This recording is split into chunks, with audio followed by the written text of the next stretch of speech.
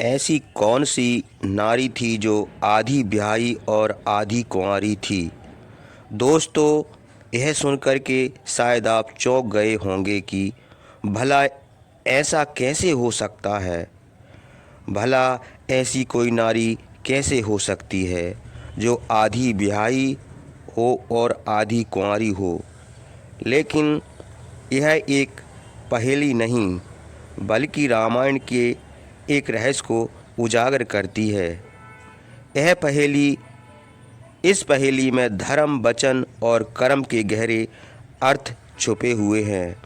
दोस्तों, आज हम इसी पहेली का उत्तर आपको देंगे और इसी से जुड़ी हुई एक रोचक और अनसुनी ज्ञानवर्धक कथा आपको सुनाएंगे। यह कथा सीधे रामायण से ली गई है। इस कथा को जानने के लिए आपको हमारे साथ अंत तक जुड़े रहना होगा। एक समय की बात है कि जब अवध के नरेश महाराज दशरथ अपने घोड़े पर सवार हो करके शिकार खेलने के लिए जंगल में गए तो उनके चेहरे पर आत्मविश्वास झलक रहा था। लेकिन उस भाग दिन का बाघ का साथ नहीं रहा। वह पूरे दिन जंगल में भटकते रहे, लेकिन इसके बाद भी कोई भी शिकार उनके हाथ में नहीं लगा।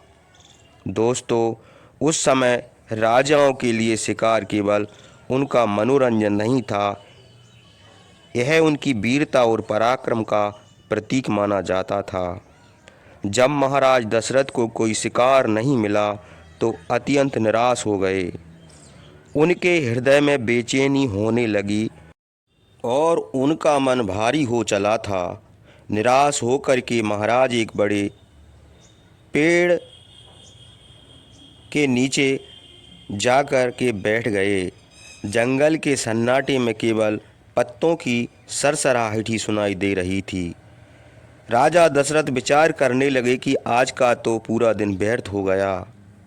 ना कोई शिकार हाथ लगा और ना ही मेरी इस यात्रा का कोई उद्देश्य निकला। दोस्तों, महाराज इसी चिंता में डूबे हुए इधर उधर देख ही रहे थे कि अचानक उनकी नज़र सामने पड़ती है। तो वे क्या देखते हैं कि एक अत्यंत ही सुंदर गंधर्व कन्या पास के ही पेड़ों के बीच से निकल रही है। उसकी चाल और उसका सौंदर्य और उसके वस्त्र ऐसे लग रहे थे कि मानो वह स्वयं स्वर्ग से उतरी हो, कोई अप्सरा हो। दशरथ जी को विश्वास ही नहीं हुआ कि इस निर्जन और भयानक जंगल में ऐसी सुंदर कन्या कैसे हो सकती है। उन्होंने सोचा कि यह कन्या कौन हो सकती है। ऐसी सुंदर और कोमल स्त्री इस वन में कैसे निर्भय होकर के घूम सकती है, जहां अनेक तरह के हिंसक जानवर हर पल किसी न किसी का शिकार करने के लिए हमेशा तत्पर रहते हैं। जब वह कन्या धीरे धीरे महाराज दशरथ के पास आई तो राजा दशरथ ने अपने गौरव को संभालते हुए उससे कहा कि सुंदरी, तुम कौन हो और इस निर्जन भयानक जंगल में तुम अकेली क्यों घूम रही हो। क्या तुम्हें इस बात का अंदाज़ा नहीं कि कितने खतरनाक जंगल में जानवर रहते हैं जो तुम्हारे जीवन के लिए खतरा बन सकते हैं। तुम कौन हो और तुम्हें यहाँ किसने छोड़ा? कृपा करके मुझे कारण बताइए। महाराज दशरथ की बात को सुनकर के कन्या ने मुस्कुराते हुए कहा कि राजन, सबसे पहले तो आप मुझे बताइए कि आप कौन हैं। देखने में तो आप कोई महान योद्धा लगते हैं, जैसे कोई आप राजा को इस निर्जन वन में आपकी उपस्थिति मुझे विस्मित कर रही है। महाराज दशरथ ने बड़े गर्व से उत्तर दिया कि देवी, मैं अयोध्या का राजा दशरथ हूँ। यहाँ तो तुम जानती होगी कि राजाओं का कर्तव्य स्वीकार करना और अपनी प्रजा की रक्षा करना होता है, लेकिन तुमने अभी तक मुझे अपना परिचय नहीं दिया। बताओ, तुम कौन हो और इस वन में क्या कर रही हो? कन्या ने बड़ी ही शांत और मधुर वाणी में कहा, महाराज दशरथ, मैं एक गंधर्व कन्या हूँ। मेरे पिता ने मुझे पूर्ण स्वतंत्रता दी है कि मैं अपने लिए स्वयं कोई योग्य वर तलाश सकूं, और इसी कारण मैं इस जंगल में अपने योग्य पति की खोज में घूम रही हूँ। दशरथ जी को यह सुनकर के बड़ा आश्चर्य हुआ। उन्होंने कहा, क्या तुम्हारे पिता ने तुम्हें इस खतरनाक जंगल में अकेले भेज दिया? क्या यह उचित है? यह उचित है कि एक पिता अपनी पुत्री को स्वयं अपना जीवन साथी खोजने के लिए इस निर्जन स्थान में भटकने दे? या तो पिता का कर्तव्य होता है कि वह अपनी पुत्री के लिए कोई योग्य वर की खोज स्वयं करे। गंधर्व कन्या ने महाराज दशरथ की बात सुन करके जवाब दिया कि महाराज, मेरे पिता ने मुझे स्वतंत्रता इस विश्वास के साथ दी है कि मैं अपने लिए सही निर्णय ले सकूं, और अब जब मैंने आपको देखा तो मुझे महसूस होता है कि मेरी खोज समाप्त हो गई। आप ही मेरे लिए उचित वर हैं। दशरथ जी ने उस कन्या की बात सुन के थोड़ा हंसते हुए कहा कि हे सुंदरी, तुम्हारे साहस और वीरता की सराहना करता हूँ, लेकिन तुम मेरे बारे में सब कुछ जान लेना चाहिए। मैं एक राजा हूँ और मेरे कंधों पर मेरे राज्य और प्रजा का दायित्व है। तुमने मुझसे विवाह की बात कही है, परंतु क्या तुम्हारे पिता ने तुम्हें यह आज्ञा दी है कि तुम किसी भी व्यक्ति से विवाह कर सकती हो, भले ही वह राजा हो? गंधर्व कन्या ने कहा कि हे राजन, मैं इस बात से पूरी तरह से अवगत हूँ, परंतु अब मैं मन से आपके प्रति समर्पित हो चुकी हूँ। मैं आपसे विवाह करना चाहती हूँ और आपके साथ अपना जीवन बिताना चाहती हूँ। गंधर्व कन्या और महाराज दशरथ के बीच संवाद चलता रहा। दशरथ जी ने थोड़े आश्चर्य और चिंता के साथ कहा, हे सुंदरी, तुम्हारे पिता ने तुम्हें इतनी स्वतंत्रता कैसे दे दी? क्या यह पिता का कर्तव्य नहीं कि वह अपनी पुत्री के लिए कोई योग्य वर खोज सके? यह कैसे संभव है कि तुम खुद निर्भय हो करके अपने लिए पति की तलाश करने में इस सुनसान जंगल में भटक रही हो? अरे, परंपरा तो यही कहती है कि पिता अपनी बेटी के लिए वर चुने और उसी के साथ उसका विवाह संपन्न हो। दशरथ जी की यह बात सुन के गंधर्व कन्या मुस्कुराई और शांत स्वर में बोली, हे राजन, मैं गंधर्व लोक की कन्या हूँ। हमारे लोक में यह नियम है कि पुत्री को अपने जीवन साथी का चुनाव करने का पूरा अधिकार होता है। मेरे पिता ने मुझे स्वतंत्रता इस विश्वास के साथ दी है कि मैं अपनी पसंद से अपने लिए कोई योग्य वर चुन सकूं। यही कारण है कि मैं इस जंगल में निर्भय होकर के अपने पति की तलाश कर रही हूं।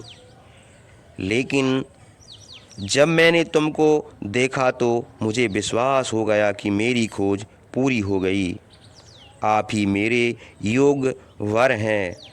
दशरथ को गंधर्व कन्या का आत्मविश्वास और साहस बड़ा ही अद्भुत लगा। राजा दशरथ कहने लगे, कन्या, मुझे यह बताओ कि तुमने मुझे ही क्यों चुना? तभी गंधर्व कन्या ने कहा, हे राजन, मेरे मन ने तुम्हें इसलिए चुना है। जब मैंने तुम्हें देखा तो मेरा हृदय जान गया कि तुम ही मेरे जीवन साथी बनने के योग्य हो। तुम्हारी राय, व्यक्तित्व, तुम्हारी गरिमा और तुम्हारे भीतर की ताकत ने मुझे विश्वास दिलाया है कि तुम मेरे लिए सबसे उपयोगी हो। अब मैं तुमसे विवाह करना चाहती हूँ। दशरथ जी यह सुनकर कि थोड़े गंभीर हो गए, लेकिन उनके मन में भी उस गंधर्व कन्या के प्रति आकर्षण पैदा हो चुका था। उसकी सुंदरता पर वह मोहित हो चुके थे। उन्होंने कहा कि हे गंधर्व कन्या, तुम्हारे साहस और प्रेम ने मुझे भी आकर्षित कर लिया है। मैं भी अब तुमसे विवाह करने के लिए सहमत हूँ। यह देखकर गंधर्व कन्या मुस्कुराई, लेकिन फिर वह थोड़ी गंभीर होकर के कहने लगी। उसने राजा दशरथ को रोक करके कहा कि ठहरो राजन, विवाह तो मैं तुमसे ही करूँगी, लेकिन मेरी एक शर्त है। अगर तुम मेरी शर्त मानोगे तो मैं ही तुम्हारे साथ विवाह करूँगी। महाराज दशरथ ने बड़े उत्सुकता से पूछा कि बताओ तुम्हारी क्या शर्त है। मैं उसे मानने के लिए तैयार हूँ। दोस्तों, कहते हैं कामी, लोभी, लालची जब अपने स्वार्थ में चकनाचूर होते हैं तो फिर वह अच्छे बुरे का परिणाम भूल जाते हैं। ये भी भूल जाते हैं कि भविष्य में इसका परिणाम हमारे हित में कैसा होगा, कैसा अहित होगा, या मेरे दुख का कारण भी बनेगा। गंधर्व कन्या और दशरथ के बीच संवाद के दौरान कन्या ने दशरथ के सामने एक महत्वपूर्ण शर्त रख दी। उसने गंभीरता से कहा कि राजन, यदि आप चाहते हैं कि मैं आपकी इच्छा को स्वीकार करूं और आपसे विवाह करूं तो आपको एक वचन देना होगा। मेरा पुत्र ही अयोध्या की गद्दी पर बैठेगा, और यदि आप यह वचन देते हैं तो मैं आपके साथ विवाह करूंगी। दशरथ जी ने इस बात को बिना ज़्यादा विचार किए स्वीकार कर लिया। उस समय उनके कोई संतान नहीं थी। उन्होंने सोचा कि शायद इससे कोई संतान पैदा हो सके। उनके मन में यह विचार आया कि एक विवाह के लिए यह वचन देना कोई बड़ी बात नहीं है। उन्होंने आत्मविश्वास भरी आवाज़ में कहा कि हे सुंदरी, मैं आपको वचन देता हूँ कि आपका पुत्र ही अयोध्या की राजगद्दी पर विराजमान होगा। अब आप प्रसन्न हो जाइए। गंधर्व कन्या यह वचन सुन के संतुष्ट हो गई।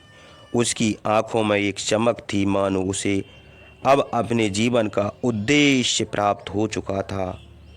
दशरथ जी ने उसे भरोसा दिलाते हुए कहा कि अब मैं आपके पास तुरंत नहीं रह सकता। मैं अपने राजा अयोध्या लौट करके बारात लाऊंगा। तब तुम वैदिक रीति रिवाज से तुमसे विवाह करूंगा। इसी तरह से आपका और मेरा विवाह पूर्ण हो सकेगा। अभी आप यही वृक्ष के नीचे विश्राम करें, मैं जल्दी ही लौटूंगा। गंधर्व कन्या ने महाराज दशरथ की बात सुन ली। वह वृक्ष के नीचे बैठ गई और दशरथ जी के लौटने का इंतज़ार करने लगी। उसने कहा, ठीक है महाराज, मैं आपका इंतज़ार करूंगी। अब महाराज दशरथ घोड़े पर सवार होकर अयोध्या के लिए निकल पड़े। उनके मन में उत्साह और गर्व का भाव था कि उन्होंने एक ऐसी कन्या को अपने लिए चुना था जो साहसी और आत्मनिर्भर है। इस प्रकार उस गंधर्व कन्या के साथ गंधर्व विवाह करके, दोस्तों, गंधर्व विवाह उसे कहते हैं केवल मन और वचन का मेल होता है। वही दशरथ जी और गंधर्व कन्या के बीच हुआ। इसे आधा विवाह माना गया क्योंकि केवल वरमाला और वचन हुआ था। वैदिक रीति रिवाज के अनुसार विवाह की बाकी रस्में अभी बाकी होनी थीं। दशरथ जी ने स्पष्ट कहा था कि वह बारात लेकर के आएंगे, तब पूरी तरह से सारी रस्म निभाई जाएगी, तब यह विवाह संपन्न माना जाएगा। गंधर्व कन्या ने दूसरी राजा दशरथ की बात पर विश्वास भी किया था और वृक्ष के नीचे बैठ कर के शांत मन से प्रतीक्षा कर रही थीं। उधर दशरथ जी अपने राज अयोध्या के लिए लौट गए और यह सोचते हुए वह जल्द ही अपने नए जीवन संगिनी को सम्मानपूर्वक अपने महलों में लेकर के आएंगे। महाराज दशरथ जब गंधर्व कन्या से वादा करके अयोध्या को लौटे तो उनके मन में उत्साह था।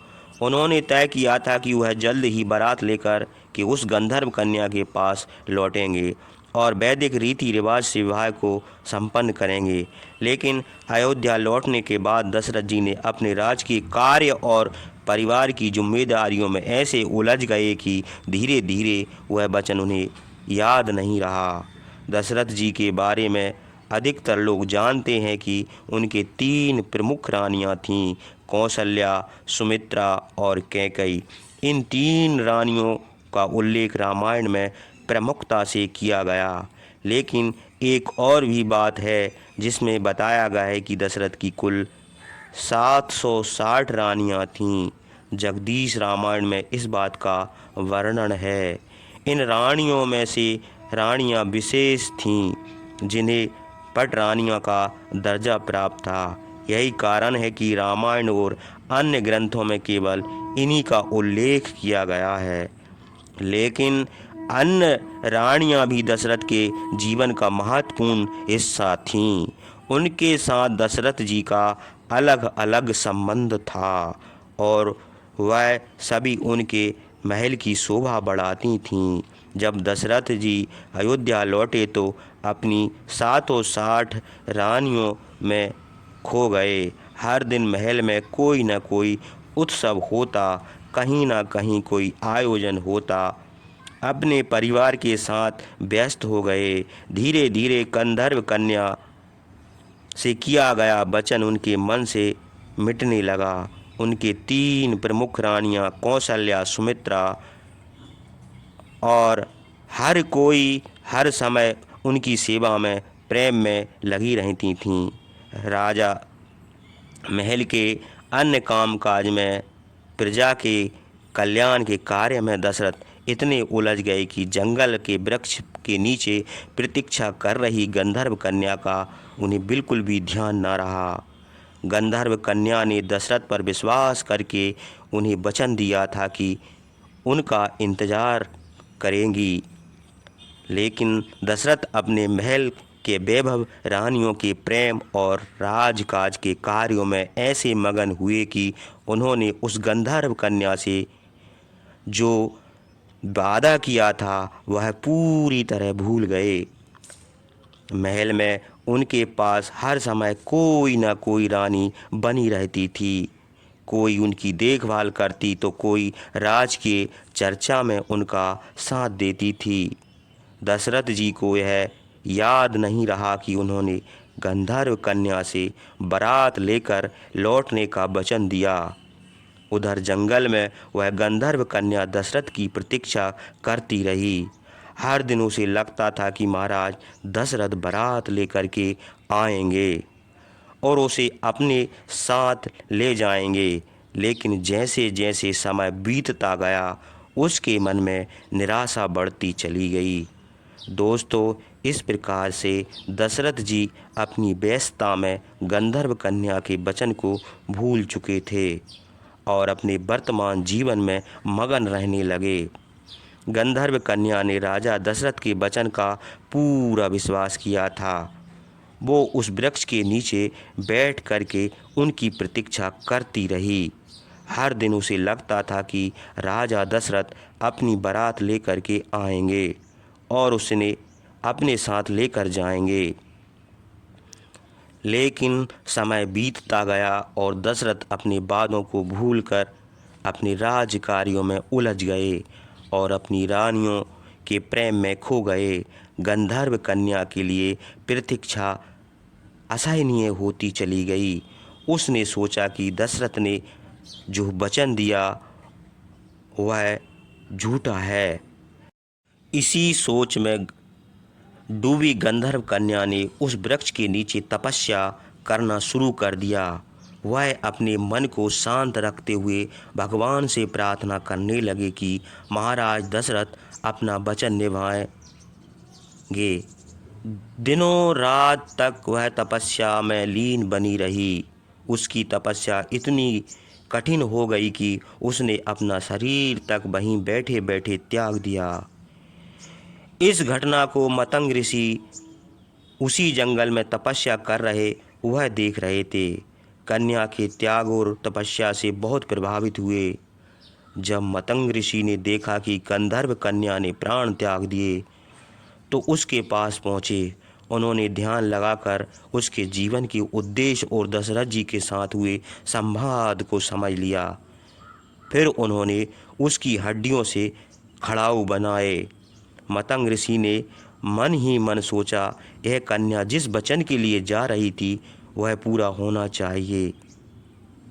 दशरथ जी ने उसे गद्दी से जोड़ने का वादा किया था और यह खड़ाऊ ही अब तक उस वचन को पूरा करेंगे। खड़ाऊ बना करके मतंग ऋषि अपने शिष्य यत्र ऋषि के पास गए।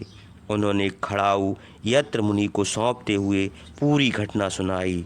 उन्होंने कहा कि यह अत्रि यह खड़ाऊ उस गंधर्व कन्या के जिस्म है जिसने राजा दशरथ के साथ विवाह का वचन लिया था और अपने प्राण त्याग दिए। अब यह खड़ाऊ उस वचन को पूरा करेंगे। इन्हें किसी ऐसे व्यक्ति को दे दो जो इन सम्मान करके उपयोग कर सके। यत्र ऋषि ने श्रद्धापूर्वक उन खड़ाओं को स्वीकार कर लिया और उन्हें अपने आश्रम में रख दिया। उधर महाराज दशरथ अपने वचन को भूल चुके थे। समय बीतता गया और दशरथ जी के घर में भगवान राम का जन्म हुआ। भगवान राम बड़े हुए और एक दिन कैकेयी के कहने पर उन्हें वनवास का आदेश मिला। राम, सीता और लक्ष्मण के साथ वनवास चले गए। वन में घूमते हुए अत्रि ऋषि के आश्रम में जाकर के पहुँचे और अत्रि ऋषि और उनकी पत्नी माता अनुसुईया ने राम, लक्ष्मण और सीता का स्वागत किया। माता अनुसुईया ने सीता को दिव्य वस्त्र और आभूषण दिए और उन्हें जीवन के कई उपयोगी ज्ञान भी सिखाए। जब आश्रम से राम जाने लगे तो यत्र मुनि ने सोचा कि अब समय आ चुका है, इन खड़ाऊ को सही व्यक्ति को सौंप देना चाहिए। उन्होंने वही खड़ाऊ भगवान राम को भेंट करते हुए कहा कि हे राम, यह खड़ाऊ मतंग ऋषि के द्वारा बनाए गए हैं। इनका बड़ा महत्व है। इन्हें अपने पास रखिए और उचित रूप में इनका उपयोग कीजिए। भगवान राम ने खड़ाऊ को बड़े आदर के साथ स्वीकार किया और उन्होंने जान लिया कि यह खड़ाऊ किसी विशेष उद्देश्य के लिए हैं। भगवान राम ने उन्हें अपने साथ रखा और वह मतंग ऋषि भी वहीं पर पहुंच जाते हैं और मतंग ऋषि ने अपने शिष्य को बहुत ही धन्यवाद दिया और कहा कि तुमने जो यह खड़ाऊ भगवान राम को दिए हैं यही काम उचित था, इन्हीं को देने थे। दोस्तों, फिर भगवान राम ने खड़ाऊ जो थे अपने पैरों में नहीं पहने, उन्हें अपने पैरों की जूती नहीं बनाया। खड़ाऊ एक वस्त्र में लपेट करके अपने भाई लक्ष्मण को दे दिया और कहा कि हे लक्ष्मण, इन खड़ाऊ को अपने पास में रखिए, इन पैरों में नहीं पहनना है। आगे जंगल में नंगे पैर ही चलना है, हम इन्हें पहनेंगे नहीं। दोस्तों, बताया जाता है कि भगवान राम, लक्ष्मण, सीता जब चित्रकूट में मौजूद थे उसी समय राम के वनवास के लिए निर्णय से हर कोई अयोध्या में दुखी था, लेकिन सबसे अधिक दुखी थे भरत। अपने बड़े भाई के बिना अयोध्या के राजमहल सूने लग रहे थे। भरत ने अपने मन में निश्चय कर लिया था कि वह राम से मिलने चित्रकूट जाएंगे और उन्हें वापस लेकर अयोध्या में आएंगे। भरत जी ने अयोध्या से चित्रकूट की यात्रा की। उनके साथ गुरु वशिष्ठ और अन्य राज्य परिवार के सदस्य भी थे। जब भरत जी चित्रकूट पहुँचे तो उन्होंने राम को देखा। राम वनवासी वेश में थे और उनके साथ लक्ष्मण और माता सीता थीं। भरत जी ने अपने भाई को इस अवस्था में देखा तो उनकी आंखों में आंसू आ गए। भरत जी ने राम के चरण में गिरकर कहा कि भैया, आप यह सब क्यों कर रहे हैं? आप जैसे धर्म परायण राजा को वन में रहने की आवश्यकता क्या है? अयोध्या आपसे कृपा करके लौट चलें और राज सिंहासन पर बैठें, राज का संचालन करें, अयोध्या का राजा बने। राम ने भरत को उठाते हुए कहा, भैया भरत, आपका है प्रेम मेरे लिए अनमोल है, लेकिन आप यह क्यों बोल रहे हैं कि यह वनवास मुझे पिताजी के वचन को निभाने के लिए मिला है। धर्म का पालन करना मेरा सबसे बड़ा कर्तव्य है। यदि मैं इस समय अयोध्या लौट गया तो पिताजी का वचन अधूरा रह जाएगा और यह मेरे लिए सबसे बड़ा अधर्म होगा। भरत ने भाव होकर कहा, भैया मैं पिताजी के निर्णय का सम्मान करता हूँ, लेकिन उनके जाने के बाद अयोध्या एक यतीम राज बन चुका है। प्रजा आपके बिना दुखी है। अगर आप वापस नहीं गए तो अयोध्या बर्बाद हो जाएगी। क्या यह आपका धर्म नहीं है? आप प्रजा की रक्षा करें, कृपया मेरे आग्रह को स्वीकार कीजिए। तभी राम ने भाव होते हुए कहा कि भैया भरत, मैं आपकी भावना को समझता हूँ, लेकिन मेरा अंतिम निर्णय है कि पिताजी का वचन मेरा धर्म है और इसे निभाना मेरी प्राथमिकता है। आप मेरी अनुपस्थिति में अयोध्या का संचालन करिए, उसके राज को आप संभालिए। भरत ने एक बार फिर कहा, यदि आप नहीं लौट सकते तो अयोध्या लौटने योग्य नहीं हूँ मैं। आपके बिना राजगद्दी पर नहीं बैठ सकता। भगवान राम ने भरत को शांति दी और कहा कि देखो भैया, अगर आप वास्तव में मुझसे इतना प्रेम करते हैं तो मेरी एक बात मानिए। मैं आपको अपने चरण खड़ाऊँ आपको सौंपता हूँ, जो गद्दी पर रख कर राज का संचालन कीजिए। ए खड़ाऊ मेरे प्रतीक हैं और आप मेरे प्रतिनिधि बन के राज संभालेंगे। भरत ने यह सुन के रोते हुए कहा कि भैया, आपके बिना यह कैसे कर सकता हूँ। आपके चरणों के बिना अयोध्या सूनी लगती है। तो राम ने कहा कि भरत खड़ाऊ, प्रतीक केवल प्रतीक नहीं, इन्हें गद्दी पर रख करके आप राज का संचालन करेंगे और मैं आज जान करके संतुष्ट रहूँगा कि अयोध्या मेरे आदर्शों के अनुसार चल रही है। आप मेरे प्रतिनिधि हैं और यह खड़ाऊ आपके मेरे पास होने का साहस भी दिलाएंगे। भरत ने भारी मन से राम के चरण खड़ाऊ को स्वीकार कर लिया और उन्होंने कहा कि भैया, यह खड़ाऊ मेरे लिए आपका आशीर्वाद है। मैं इन्हीं खड़ाऊ को राजगद्दी पर रखूँगा और यह सुनिश्चित करूँगा कि राज आपकी शिक्षा के अनुसार ही संचालित हो। लेकिन मैं यह प्रतिज्ञा करता हूँ कि जब तक आप वापस नहीं आएंगे, मैं स्वयं गद्दी पर नहीं बैठूँगा। मैं अपने जीवन के लिए एक तपस्वी की तरह जीऊँगा और आपकी प्रतीक्षा करता रहूँगा। राम ने भरत को गले लगाते हुए कहा कि भैया, आपके इस त्याग ने मुझे गर्व से भर दिया। मैं आपसे यही अपेक्षा करता हूँ। अयोध्या की प्रजा, आप मेरे विश्वास पर राज करिए। आप